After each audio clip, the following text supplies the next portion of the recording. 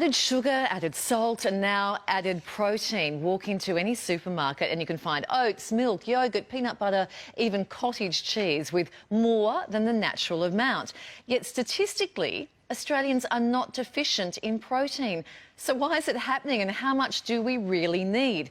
Clinical nutritionist Sarah Lorenzo is here. Hi, Sarah. Hi, Kylie. Hi. Happy Easter. Happy Easter Sunday. Let's start with how much protein we really need and what are the consequences of having too little or, I guess in our case, maybe too much? Okay, so how much protein we need actually depends on our weight and our health requirements. So an easy way to understand it is it's 15 to 25% of our daily diet should contain protein. But if you wanted to get a little bit more detailed, it's 0.8 grams of protein per kilo of body weight. So someone 60 kilos would be wanting about 48 grams a day of protein. Okay.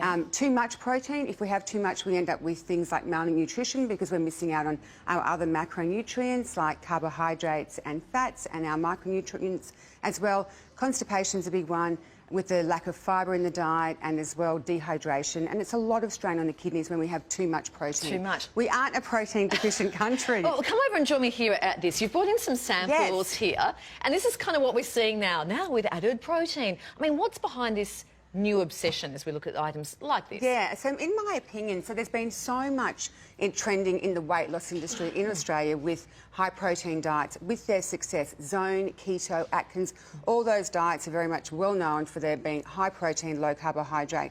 So that's what I feel. 63% of Australians are overweight or obese, so they do tend to look a lot at the weight loss industry. Okay, so we're looking for answers. We're looking for answers. And do you think it's because they want to say high protein, and in our mind they're playing mind games with us?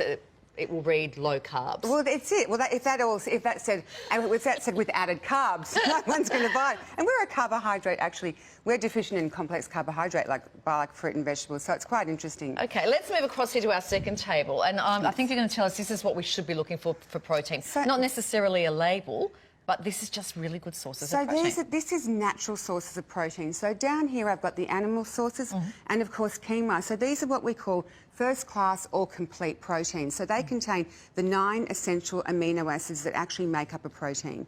Over here I've got other sources of protein with fruit, vegetable, tofu, of course, the nuts, beans and rice.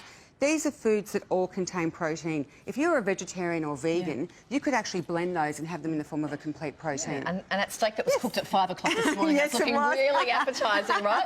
And then you've put together a really great recipe for us. Yeah, so what I wanted to do was educate people on just a smart way of having protein without just going into the heavy animal products.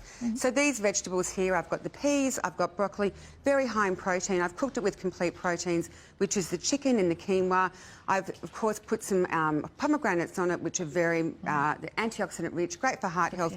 You've got all your food groups in there, so you can have all your protein, low GI, low in calorie, having all the benefits of a low protein diet, but still getting a lot of vitamins, minerals and... It looks a little light on the chicken, but that's just... The chicken's all through it. Okay, right. There's chicken all through it, yes.